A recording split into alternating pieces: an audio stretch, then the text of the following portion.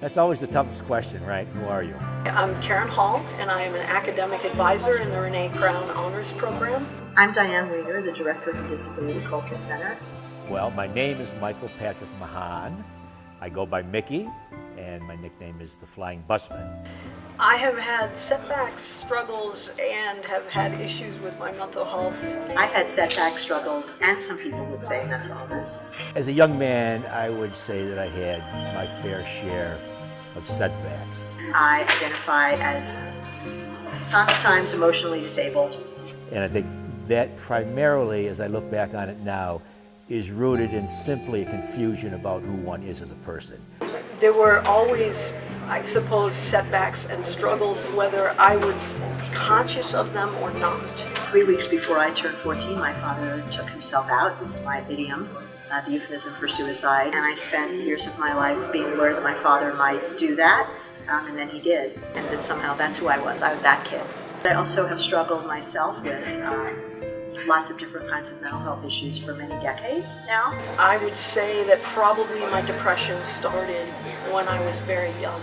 I was diagnosed at one point with depression, many years later with PTSD, many years later with bipolar type 2, and a number of years after that with ADD. Always a core part of my identity was being queer. I always felt isolated. I always felt like my gender didn't match. My mother and I fought about my clothing a lot. My female friends suddenly would no longer be friends, and I didn't understand why. I was frazzled and stressed, and things were not going well.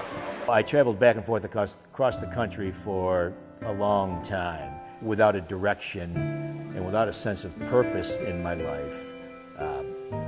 I was kind of spinning my wheels, and that caused a lot of kind of mental anguish and disturbance.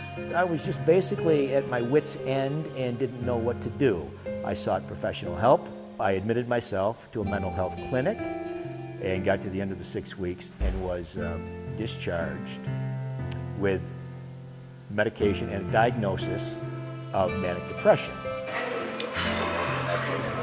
It made me feel out of control.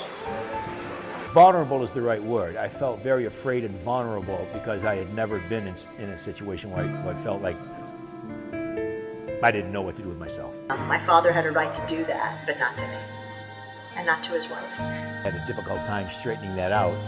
It took me a long time and a lot of heartache, but we got there eventually.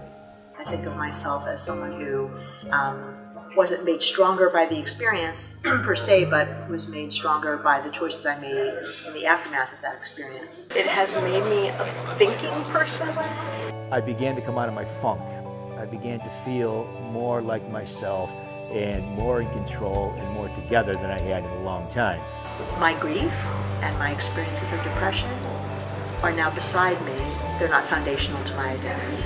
I chose to let it make me someone who's open to talking about suicide without fear. Today I am definitely more compassionate, and I see things that other people do not see. Sometimes you just have to pause. And I think that is not a setback. It might be an achievement. Any, awareness that you put on your mental state is going to serve you very well.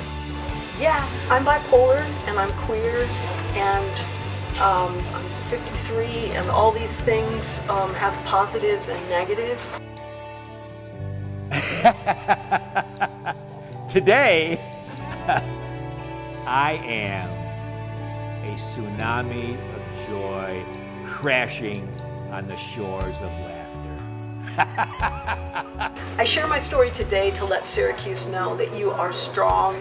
I share my story today because I want to let you know that it's okay to proudly fly your freak flag. I want the Syracuse community to know, first of all, that they are awesome. It's okay to reach out, even if you're scared, just one person whom you might trust, to take a risk and say, I need help.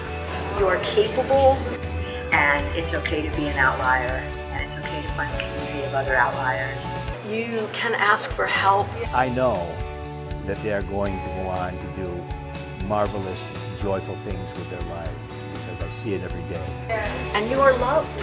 You are just encircled by a community who cares about you, who bleeds orange, who wants the best for you. Syracuse University, you are the epitome of orangeness, which is cheerfulness, sunniness, and total ass-kickingness.